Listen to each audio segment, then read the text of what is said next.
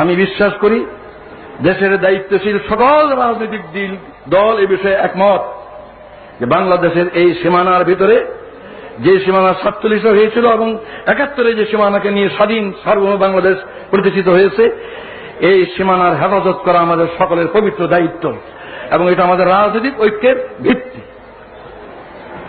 কিন্তু রাজনৈতিক ঐক্য কি যথেষ্ট? রাজনৈতিক ঐক্য কখনো যথেষ্ট নয়। আদর্শিক ঐক্য ব্যতীত রাজনৈতিক ঐক্য ক্রিয়াশীল হয় না। আমি অনেক ভেবে চিন্তে তালাশ করে দেখেছি যে 3টি কথাই হচ্ছে আদর্শিক ভিত্তি। 3টি কথাই হচ্ছে আদর্শিক ভিত্তি। আল্লাহ যিনি আমাদেরকে সৃষ্টি করেছেন, যিনি আমাদের মনিব মাহবুদ প্রভু, সেই আল্লাহ ঐক্যের আদর্শিক ঐক্যের পয়লা ভিত্তি।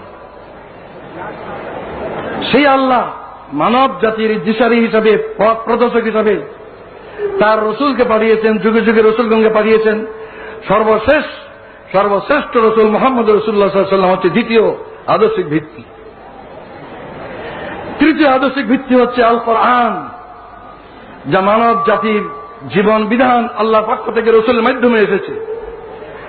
এই আল্লাহর রসুল এবং আল্লাহর কোরআন এর কোনটাই জামাত ইসলামীর দলীয় সম্পদ নয়।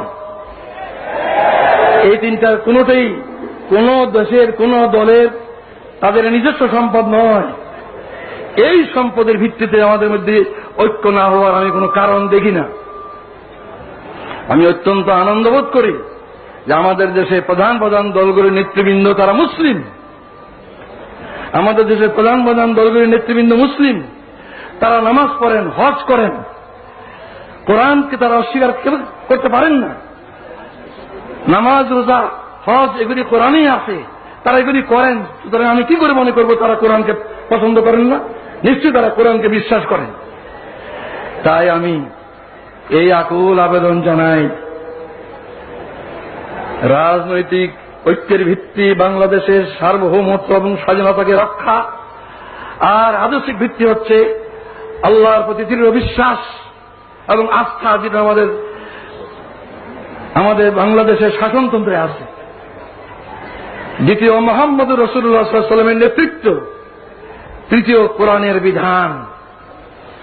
এই ঐক্যের ভিত্তিকে যদি আমরা গ্রহণ করি, কাল থেকে আমরা দেশ গড়ার কাজ শুরু করতে পারি।